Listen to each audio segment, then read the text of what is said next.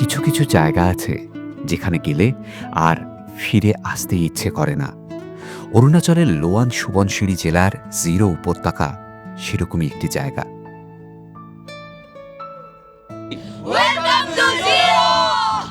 চারিদিকে পাহাড়ের মাঝে বিস্তৃত ধানক্ষেত।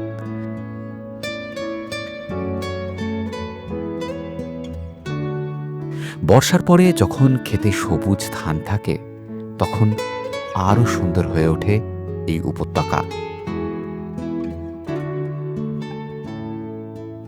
আপাতিনি জনজাতির বাস এই জিরো উপত্যকার আশেপাশের গ্রামগুলিতে। নাকে নথের বদলে কাঠের চাকতি লাগানো আপাতিনি মহিলাদের দেখা পাবেন এখানেই। নাকে লাগানো এই কাঠের প্লাগগুলিকে বলা হয় yapping হুলো। Zero is included in the tentative list of UNESCO's World Heritage Site for Apatini Cultural Landscape. এই মোবাইলের যুগেও আপাতিনিরা তাদের নিজস্ব সংস্কৃতিকে একদমই ভোলেননি। তার টের পাওয়া যায় এদের গ্রামগুলোতে গেলেই। আপাতানিদের মূল দেবতা হচ্ছে দন্নি আর পোলো। দন্নি মানে হচ্ছে সূর্য আর পোলো মানে হচ্ছে চাঁদ। প্রত্যেক বছর সেপ্টেম্বরের তৃতীয় চতুর্থ সপ্তাহে মিউজিক ফেস্টিভ্যাল হয় এই জিরো উপত্যকায়। সেই সময় দেশ বিদেশ থেকে প্রচুর লোক সমাগম হয় এখানে। তখন যদি এখানে আসতে চান তাহলে প্লিজ আগের থেকে, অন্ততপক্ষে 2-3 মাস আগের থেকে এখানে হোমস্টেগুলো বুকিং করে রাখবেন।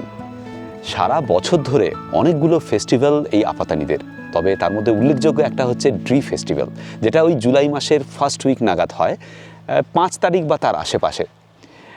এই ফেস্টিভ্যালের মূল উদ্দেশ্য হচ্ছে ভগবানের কাছে ভালো হারভেস্টিংয়ের জন্য প্রার্থনা করা। এই ফেস্টিভ্যালে যে দেবতাদের এরা উপাসনা করে তাদের নাম হচ্ছে তামু, হার্নিয়াং আর মিতি। এই সময় নাচ গান আনন্দে মেতে ওঠে আপাতানিরা এবং প্রার্থনা করে যাতে খুব ভালো ফসল হয়। সমুদ্রপৃষ্ঠ থেকে 1500 থেকে 1700 মিটার উচ্চতায় অবস্থিত এই জিরো ভ্যালি বেড়াতে যাবার সবচেয়ে ভালো সময় বর্ষা বাদ দিয়ে সারা বছরই। তবে বর্ষার ঠিক পরেই, যখন আকাশ নীল, আকাশে পেঁজা তুলোর মতো মেঘ আর মাঠে সবুজ হলুদ ধান, সেই সময় জিরো ভ্যালি সবচেয়ে সুন্দর, এক আলাদা সৌন্দর্যে মোড়া। তবে বসন্তে গেলে পাবেন প্রচুর ফুল। আমরা আসামের মাজুলি থেকে জিরো উপত্যকায় এসে পৌঁছেছিলাম 28শে নভেম্বর সন্ধেবেলায়। পরের দিন 29শে নভেম্বর সারাদিন ঘুরে বেড়াই জিরো উপত্যকা। আর তাই নিয়ে আমাদের আজকের পর্ব। এটা হলো ন্যাশনাল হাইওয়ে নাম্বার 13, যাকে বলা হয় ট্রান্স অরুণাচল হাইওয়েও। পশ্চিমে তাওয়াং থেকে এটা চলে গিয়েছে পূবে ওয়াখরো অবধি। জিরোতে সেদিন আমাদের দিন শুরু হয়েছিল জিরো লাগোয়া কার্ডোতে সিদ্ধেশ্বর মহাদেবের দর্শন দিয়ে।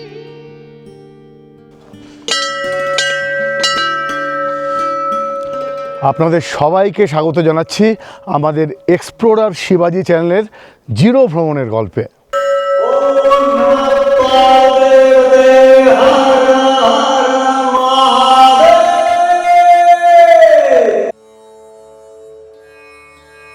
এই সিদ্ধেশ্বর মহাদেবের মন্দিরের শিবলিঙ্গ সম্পূর্ণ প্রাকৃতিক। 25 ফুট উচ্চতার এই শিবলিঙ্গটি বোধহয় পৃথিবীর সবচেয়ে উঁচু শিবলিঙ্গ। 3 দিকে পাহাড় আর জঙ্গলে ঘেরা, জায়গাটি শান্ত নিরিবিলি। চারিদিক খোলা মন্দির। সারা বছরই এই মন্দির খোলা থাকে আর প্রত্যেক দিন পুজো হয়। এটা কি হচ্ছে? এতদিন পরে শিবাজি প্রপার তরোয়াল না হলো একটা ছোটোখাটো তরোয়ালের কাছাকাছি জিনিস পেয়েছে, তা শিবাজি তো ওর নাম, সেই জন্যে ওরাও ভালোই বাসে, সেই জন্য বিভিন্ন রকমভাবে পোজ দিচ্ছে আর কি।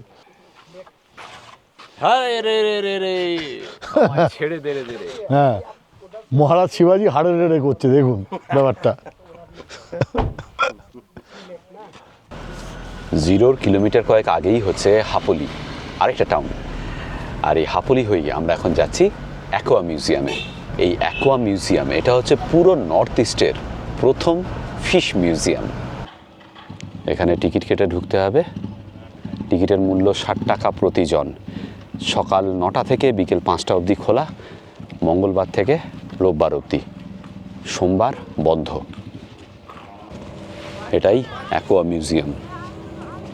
মিউজিয়ামে ঢুকেই ফিশ স্পা, মানে মাছ দিয়ে পায়ের সেই ময়লা খাওয়ানো। হ্যাঁ, এই জিনিসটা শিবাজি গোয়াতে করেছিল আর আমি শ্রীলঙ্কায় করেছিলাম আর কি। শিবাজির গোয়াতে করার পরে বাংলাদেশি ভদ্রলোক, এটা বলা যাবে না কিন্তু এমন একটা কমেন্ট করেছিল এইটা নিয়ে, যে আমাদের ভিডিওটা ভাইরাল হয়ে গিয়েছে। হ্যাঁ মানে কিন্তু সেটা বলা যাবে না, বললে আমি অশ্লীলতার দায় পড়তে পারি উনি যা লিখেছিলেন। না, আমরা ঘোষিত নীতি, আমরা কোনো অশ্লীল কিছু বলবো না, হ্যাঁ দেখাবো না। উনি হয়তো না বুঝেই লিখেছেন বা কিছু একটা, কিন্তু ওই ধরনের ব্যাপারটা হয়ে গেছিল আর কি। চারিদিকে পাহাড়ের মাঝে এই ফিশ মিউজিয়ামটি, সাজানো গোছানো পরিপাটি সব অ্যাকোয়ারিয়ামে রং বেরঙের মাছ রাখা। যাদের মেরিন লাইফ নিয়ে উৎসাহ আছে তাদের ভালোই লাগবে।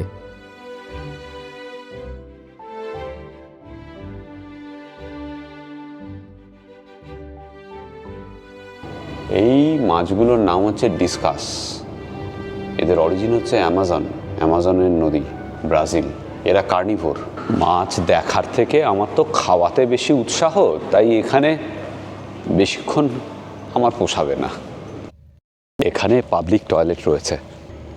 এই যে জলাশয়গুলো দেখছেন, এখানেই মাছের চাষ করা হয়।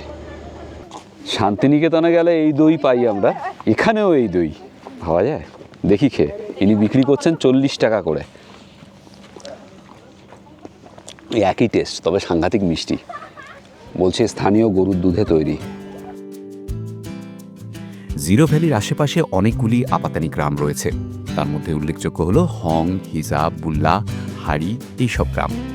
এই গ্রামগুলির মধ্যে হং হল সবচেয়ে বড়। আমাদের এর পরের গন্তব্য আপাতানিদের গ্রাম হং ভিলেজ।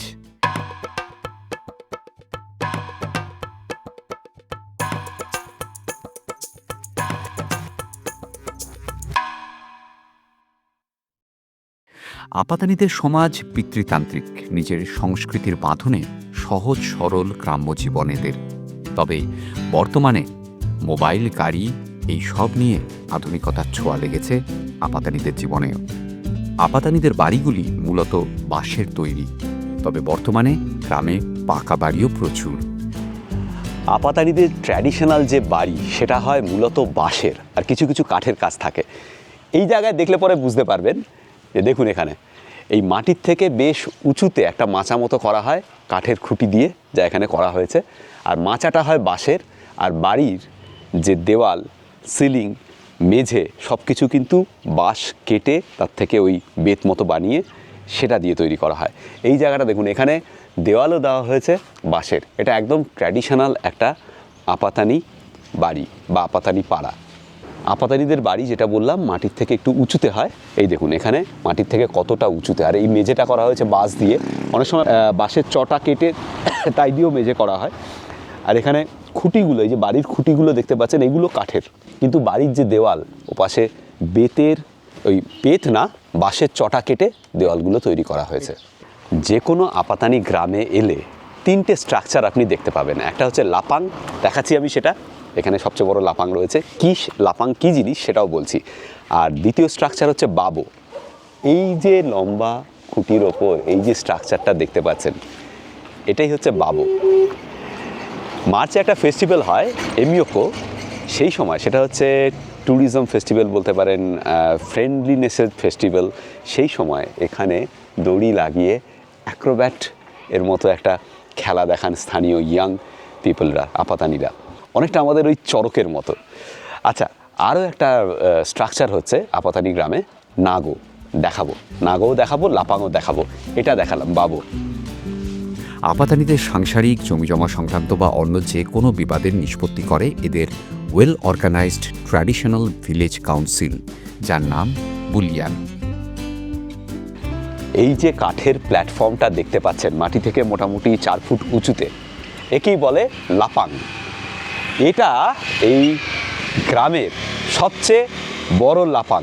আর এই লাপাংয়ের সিগনিফিকেন্সটা হলো এর ওপরে এখানকার বিচার সভা বসে। যা কিছু ডিসপিউট আপাতানিদের মধ্যে, তা আপাতানিরা নিজেরাই সমস্যা সমাধান করে বিচার সভা বসিয়ে। আর সেই বিচার সভা বসে এই লাপাংয়ের ওপরে। একটা গ্রামে, আপাতানি গ্রামে এরকম অনেকগুলো লাপাং থাকতে পারে। এর ওপরে কিন্তু মহিলাদের ওঠা নিষিদ্ধ। আমরা যে বাইরে থেকে ট্যুরিস্ট এসেছি, আমাদেরও ওঠা নিষিদ্ধ, এবং সেটা করলে পরে ফাইন হবে। তো এই হলো লাপাং। এটা হচ্ছে এখানকার সবচেয়ে স্যাক্রেড লাপাং।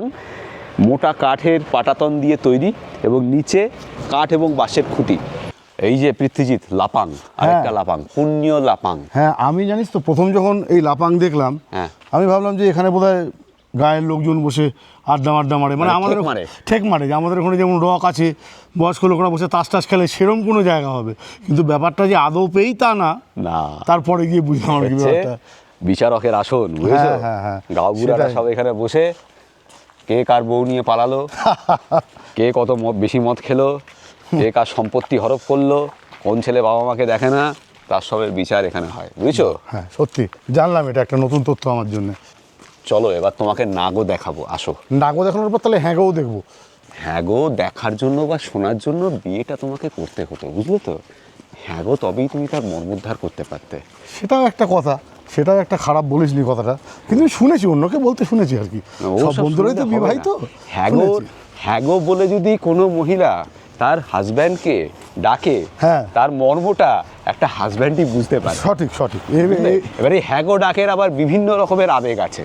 আচ্ছা, হ্যাগো হ্যাগো হ্যাগো, হ্যাঁ হ্যাঁ, সে তো অবশ্যই, বুঝেছো? হ্যাঁ, এগুলো আমরা পুরুষ মানুষ মাত্রই বুঝি, কোনটার মিনিং কি। না না, পুরুষ মানুষ না, বলছি বিবাহিত, বিবাহিত পুরুষ মানুষ মাত্রই বুঝি। মানে যে সাপের ছোবল খায়নি, সে বিষের যে কি জ্বালা, সে কি করে বুঝবে?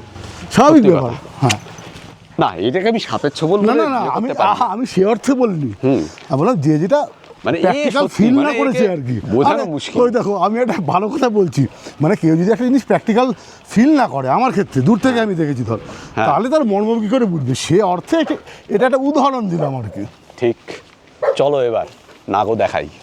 পৃথ্বীজিৎ, এসো এসো। এই হচ্ছে নাগো। তুমি যে কোনো আপাতানি গ্রামে গেলে আপাতানির বাড়ির সামনেই নাগো স্ট্রাকচার দেখতে পাবে।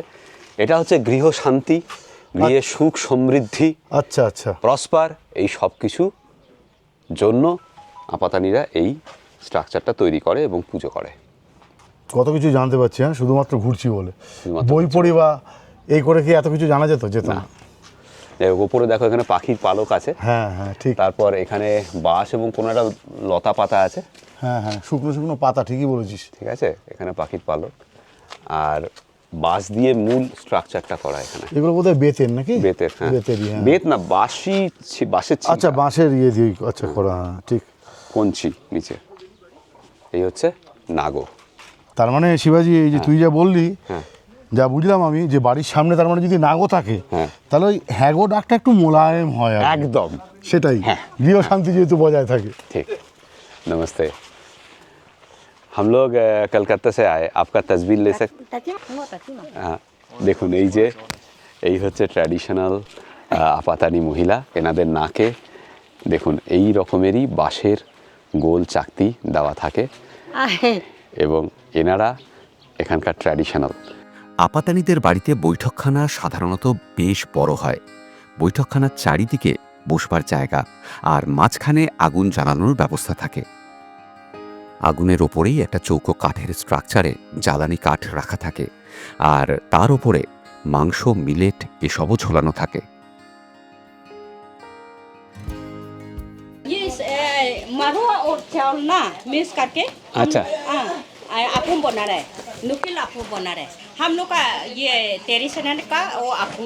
अच्छा, वो पीने का मिलेगा क्या अभी? नहीं, अभी नहीं मिलेगा, यहाँ का वो आदमी नहीं है। हम लोग वो ये कहीं जगह से आके ना यहाँ में वो बना के रखेगा बोल के ना, ये घर खाली है बोल के हम लोग ना यहाँ में बना रहे। ओके, अच्छा, ये राइस वाइन हो रहा है ना? राइस वाइन और ये मारुआ মারওয়া। এখানে রাইস ওয়াইন তৈরি হচ্ছে, এনারা সবাই মিলে এই ওয়াইন বানাচ্ছে। আচ্ছা আচ্ছা আচ্ছা আচ্ছা, ঠিক ঠিক, থ্যাংক ইউ থ্যাংক ইউ। अभी ये दवाई लगा के ना, हाँ, ओ बस्ता में बोरा के रखा है। ओ उसको अभी दवाई लगा के बस्ता में बोरा के रख के, फिर वो जमा करके ना गर्म होगा। हाँ, गर्म होने से फिर वो ये जूल निकलता है ना, उसका बाद में बकेट में भराता है। अच्छा, ঠিক। মূলত ধান আর মাছের চাষ এদের প্রধান জীবিকা। একই জমিতে ধান এবং মাছের চাষ করেন আপাতানিরা, যা হাইলি সাস্টেনেবল। আরেকটি আশ্চর্যের বিষয় হলো আপাতানিরা কৃষিকাজে কোনো পশু বা মেশিনের ব্যবহার করেন না। গ্রামের পাশেই চাষের ক্ষেত, সেখানেই যাচ্ছি এখন। এবার চলুন আপাতানি ভিলেজের মাঠে। বর্ষাকালে যখন ধান লাগানো হয়ে যায়, ধান রোয়া হয়ে যায়, এই চাষের মাঠ সবুজে সবুজ থাকে। वो उधर वो क्या कर रहा है वहाँ पे क्या होता है? वो ये वाला धान का पुली, हाँ हाँ, धान कतिया बोलता है क्या? वो अच्छा जो चारा होता है, सीडलिंग। सीडलिंग, हाँ सीडलिंग, ओके सीडलिंग ठीक। होता है। अभी अब फिर से कल्टीवेशन कब शुरू होगा? शुरू तो फरवरी से होगा, फरवरी से। अभी भी चल रहा है। वो ऐसा रास्ता आली आली बनाने जहाँ तोता होता है ना,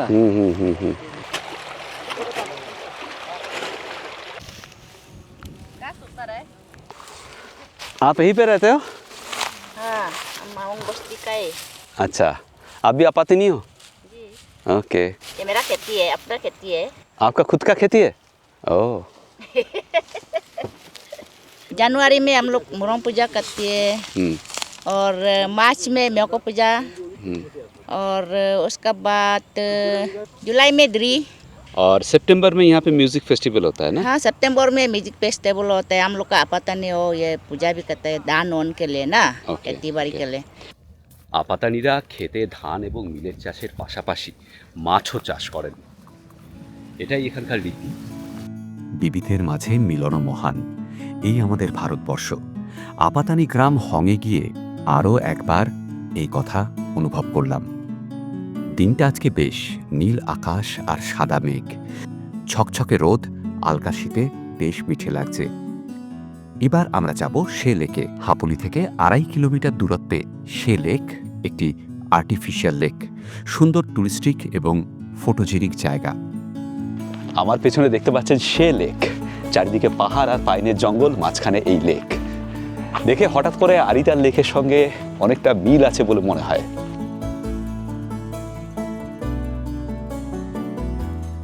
জনপ্রতি 50 টাকায় প্যাডেল বোটে আর 100 টাকায় মোটর বোটে জলবিহার করা যায় এই লেকে।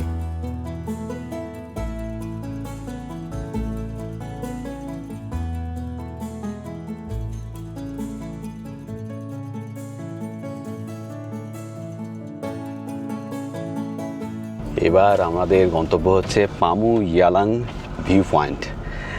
ডোলো মান্ডো পাহাড়ের গায়ে এই ভিউ পয়েন্ট। ড্রি ফেস্টিভ্যাল গ্রাউন্ড থেকে এই পামু ইয়ালাং জাস্ট 6 মিনিটের রাস্তা।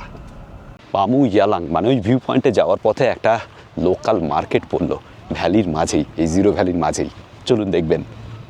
বাইরে থেকে যা দেখছি মূলত জামা কাপড় জুতো এগুলো। লোকাল হাট, এখানে চপ, সেলরুটি, জিলাপি ভাবছে গো সামনে এগুলো বিক্রি হচ্ছে।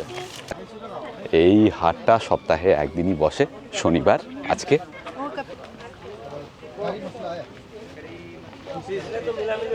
শীতের একদম টাটকা সবজি। পেয়ারা দেখে আমরা এখান থেকে পেয়ারাও নিয়ে নিচ্ছি, বেশ ভালো পেয়ারা, লোকাল পেয়ারা, তবে দাম বেশ ভালোই, 100 টাকা কিলো।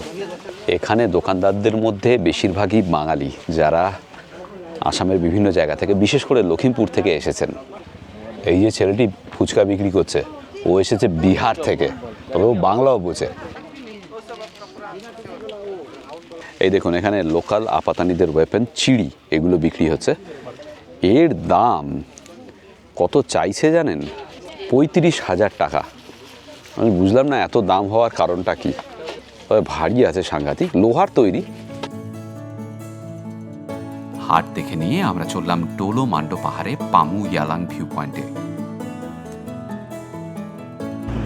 এই যে পাহাড়টায় উঠছি আমরা, এই পাহাড়টার নাম হচ্ছে ডোলো মান্ডো। এর ওপরেই ওই ভিউ পয়েন্ট পামু ইয়ালাং।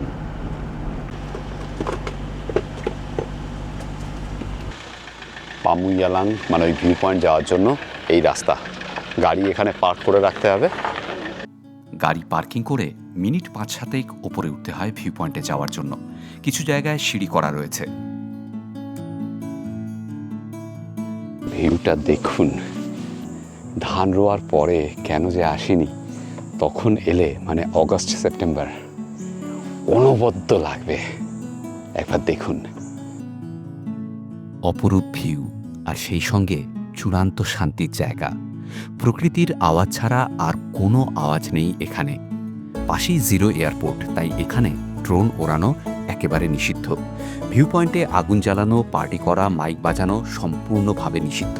উল্লঙ্ঘনে ফাইন, একটি মিঠুন আর সাথে 50,000 টাকা। মিঠুন কি তা আপনাদের জানাবো এবং দেখাবো পরের পর্বে। তবে খাবার দাবার সঙ্গে এনে খাওয়া যেতে পারে এখানে, কিন্তু দয়া করে আবর্জনা ডাস্টবিনে ফেলবেন অথবা সঙ্গে নিয়ে যাবেন। এখানে সিঁড়িগুলো দেখেছি শিবাজি, দারুণ সুন্দর করে বানানো, চওড়া এবং এবং- হাইটে খুব একটা বেশি না আর কি। খুব একটা বেশি না, মানে জাস্ট 4 ইঞ্চি কি হ্যাঁ। 3 ইঞ্চি এরকম একটা মানে হাইট। সেই কারণে যাদের একটু পায়ের সমস্যা আছে বা বয়স্ক লোক, তারাও কিন্তু অনায়াসেই এর উপরে উঠে আসতে পারবেন আর কি। কোনো সন্দেহ নেই, এই ভিউ পয়েন্টটা জিরোতে এলে মিস করবেন না। দারুণ সুন্দর। সেদিন আমাদের শেষ গন্তব্য ছিল জিরো বাটারফ্লাই পার্ক আর লাগোয়া লেক। দারুণ সুন্দর জায়গা, আবার একটা টুরিস্টিক প্লেস এবং ফটোজেনিক জায়গা। তবে যাওয়ার রাস্তা কিছু কিছু জায়গায় বেশ খারাপ। চারদিকে পাহাড় আর পাইন গাছ। এখানে বোটিং করা যায়, বোটিংয়ের রেট বলে দিচ্ছি আমি। এখানে টিকিট হচ্ছে পার হেড 20 টাকা করে, আর গাড়ি পার্কিংয়ের জন্য 20 টাকা। প্যাডেল বোট পার হেড 50 টাকা, আর মোটর বোট পার হেড 100 টাকা। এখানে একটা বাটারফ্লাই পার্কও আছে, সেম টিকিটেই ভিজিট করা যাবে এ পাশটায়। এই যে বাটারফ্লাই পার্ক, এখানে সকালে এলে ভালো প্রজাপতি দেখা যেত। এখন তো সন্ধে হয়ে আসছে, এখন প্রজাপতির দেখা মেলা ভার। বেশ সুন্দর জায়গা। অরুণাচলের প্রতিটি কোণাই সুন্দর। প্রকৃতি, মানুষজন, স্থানীয় খাবার সব কিছু মিলিয়ে বেড়ানোর জন্য চমৎকার অপশান অরুণাচল প্রদেশের যে কোনো জায়গা। এবারের অপেক্ষাকৃত অফবিট অরুণাচল ট্যুর যেন আরও প্রকৃতির কাছাকাছি এনে ফেলেছে আমাদের। সবচেয়ে বড় কথা হলো অরুণাচল পরিবার পরিজন নিয়ে বেড়ানোর জন্য একদম সেফ জায়গা। এখন বাজে জাস্ট 5টা, কিন্তু মার্কেট ফাঁকা। দেখুন, আমরা এখন রয়েছি ওল্ড জিরো মার্কেটে। লোকজন একেবারেই কমে গিয়েছে। এই যে এখানে সন্ধে হওয়ার সাথে সাথেই লোকজন ঘরে ঢুকে যায়। আমরা এলাম হাইওয়ে ধাবাতে ডিনার করতে। আজকে লাঞ্চ হয়নি আমাদের, একদম লাঞ্চ ডিনার একসঙ্গে করে নেব, একটু বেশি সময় নিয়ে খাওয়া দাওয়া করব, ওটাই প্ল্যান। আর এই যে হাইওয়ে ধাবা, এটার রিভিউটা বেশ ভালো। ওল্ড জিরো বাজারে একটা রয়েছে আপাতানি কিচেন, সেটাও পপুলার, কিন্তু ওর রিভিউটা পড়ে আমাদের কোথাও মনে হলো এটা বেটার হবে। এখানে না ভাত ছাড়া আর কোনো অপশান নেই এই হাইওয়ে ধাবাতে। তো আমরা ভাতই নিয়েছি, কেউ খাচ্ছে মাটন দিয়ে, কেউ খাচ্ছে চিকেন দিয়ে, কেউ খাচ্ছে মাছ দিয়ে। সন্ধেবেলা 6টার সময় ভাত আমি লাস্ট কবে খেয়েছি জানি না, এই হচ্ছে থালি। কিন্তু আজকে খেয়ে দিচ্ছি, ডিনার আর করবো না। খিদে প্রচণ্ড পেয়েছে, উচ্ছে দিয়েছে, একটুখানি একটা বাঁধাকপির কিছু দিয়েছে। আমরা একদম শেষবেলা এসেছি বলে এত কম কম। বেগুন ভাজা আছে, আলু ভাজা আছে, আর এই হচ্ছে 2 পিস চিকেন, আর এটা হচ্ছে মাটন। খাবারটা কিন্তু অসাধারণ, গরম গরম দিয়েছে। শেষবেলায় এসেছি বলে ঠান্ডা নয়, কিন্তু একদম ধোয়া ওঠা ভাত। হ্যাঁ, এখন সকাল 11:30, আজ রোববার। আমরা জিরো থেকে রওনা দিয়ে আজকে যাচ্ছি দাপারিজু। ঘন্টাখানেক চলে এসেছি। জিরো থেকে দাপারিজুর ডিস্টেন্স হচ্ছে 150 কিলোমিটার। আরও 2 ঘন্টা থেকে 2.5 ঘন্টা সময় তো লাগবে। কিন্তু দাপারিজুতে আমরা কি করব সেই সব গল্প আসবে এর পরের পর্বে। কেমন লাগলো আমাদের জিরো ভ্রমণের অভিজ্ঞতা প্লিজ কমেন্ট করে জানাবেন। আমরা চেষ্টা করব ভারতের বিভিন্ন অঞ্চল আপনাদের সামনে এভাবেই তুলে ধরতে। আর এই অরুণাচল সিরিজে আরও অনেক কিছু আসবে, কিন্তু আজকের ভিডিও এই পর্যন্ত। আর যেটা আমি সবসময় বলি, সবাই ভালো থাকবেন, ভীষণ আনন্দে থাকবেন, আর সঙ্গে অবশ্যই রাখবেন আমাদের চ্যানেল এক্সপ্লোরার শিবাজি। নতুন নতুন জায়গা, নতুন নতুন ভ্রমণের গল্প নিয়ে আমরা ফিরে আসব আপনাদের কাছে। দারুণ সুন্দর একটা রোদ ঝলমলে দিন, আকাশটা দেখতে পাচ্ছেন তো। যাই হোক, এর পরের গল্প এর পরের পর্বে।